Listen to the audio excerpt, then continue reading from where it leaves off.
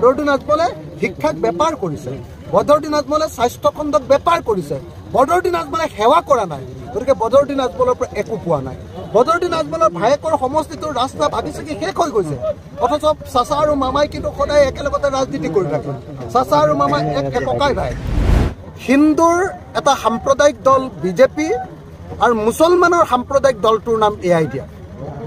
মুছলমানৰ সাম্প্ৰদায়িক দলটোৰ চৰ্দাৰ হ'ল বদৰুদ্দিন আজমল আৰু হিন্দুৰ সাম্প্ৰদায়িক দলটোৰ চৰ্দাৰ হ'ল হিমন্ত বিশ্ব শৰ্মা। এই দুইজন চৰ্দাৰক আমি 2026 চনত চকীয়ে টকীয়ে বান্ধি ব্ৰহ্মপুত্ৰত দলিয়াই পেলাব লাগিব। আৰু তাকে যদি কৰিব নোৱাৰোঁ তেতিয়াহ'লে আমি কেতিয়াও অসমখনক সাম্প্ৰদায়িকতা মুক্ত কৰিব নোৱাৰোঁ। অসমৰ মানুহৰ মূল সমস্যাবিলাকৰ যদি সমাধান লাগে হিন্দু মুছলমানৰ ৰাজনীতি নাইকিয়া কৰিব লাগে। আৰু মানুহে কৈ থাকে যে বদৰুদ্দিন আজমলে সাংঘাতিক ধৰণৰ কাম কৰে, বদৰুদ্দিন আজমলে শিক্ষাৰ উন্নতি কৰিছে।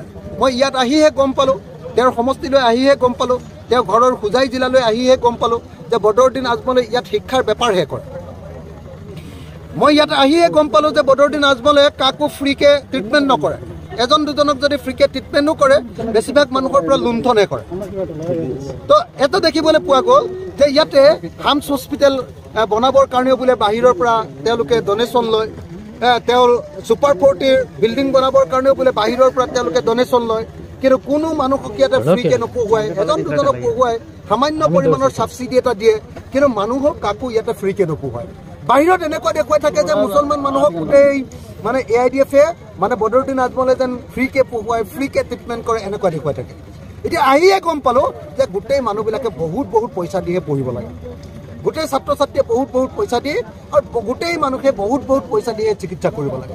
গতিকে বদৰুদ্দিন আজমলে শিক্ষাক বেপাৰ কৰিছে, বদৰুদ্দিন আজমলে স্বাস্থ্য খণ্ডক বেপাৰ কৰিছে, বদৰুদ্দিন আজমলে সেৱা কৰা নাই। গতিকে বদৰুদ্দিন আজমলৰ পৰা একো পোৱা নাই। বদৰুদ্দিন আজমলৰ ভায়েকৰ সমষ্টিটোৰ ৰাস্তা ভাগি চাগি শেষ হৈ গৈছে, অথচ চাচা আৰু মামাই কিন্তু সদায় একেলগতে ৰাজনীতি কৰি থাকে। চাচা আৰু মামাই এককাই ভাই। গতিকে এনেকুৱা পৰিস্থিতিত মই স্পষ্টকৈ ক'ব খুজিছোঁ, যদি অসমক বচাব লাগে তেতিয়াহ'লে বদৰুদ্দিন আজমলক ৰাজনীতিৰ পৰা বিদায় দিব। অসমক বচাব লাগে যদি হিন্দুৰ চৰ্দাৰ হিমন্ত বিশ্ব শৰ্মাক ৰাজনীতিৰ পৰা বিদায় দিব লাগিব। আৰু চাচা আৰু মামাক বিদায় দিব পাৰিলেহে অসমীয়া জাতি আমি বচাব পাৰিম আৰু আমি মূল্যবৃদ্ধিৰ বিৰুদ্ধে একেলগতে মাত পাতিব পাৰিম, শিক্ষাৰ উন্নতিৰ কাৰণে মাত পাতিব পাৰিম, পথাৰত পানী যোগানৰ কাৰণে আমি মাত পাতিব পাৰিম, বজাৰত বস্তুৰ যিটো আপোনাৰ খেতিয়কৰ বস্তুৰ দাম পাবৰ কাৰণে আৰু বজাৰত বস্তুৰ দাম কমাবৰ কাৰণে, মূল্যবৃদ্ধি হ্ৰাস কৰিবৰ কাৰণে আমি মাত পাতিব পাৰিম।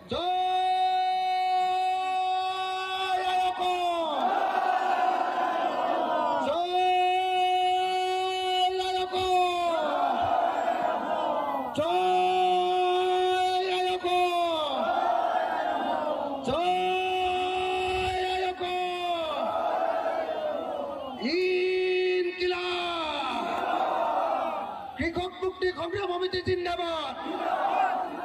দুইখনত একেলগতে কৃষক মুক্তি সংগ্ৰাম সমিতি জিন্দাবাদ, কৃষক মুক্তি সংগ্ৰাম সমিতি জিন্দাবাদ, কৃষক মুক্তি সংগ্ৰাম সমিতি জিন্দাবাদ, ইনকলাব জিন্দাবাদ।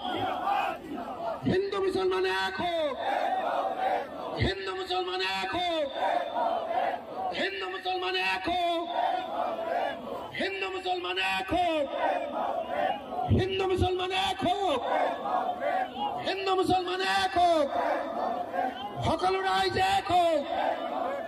জয়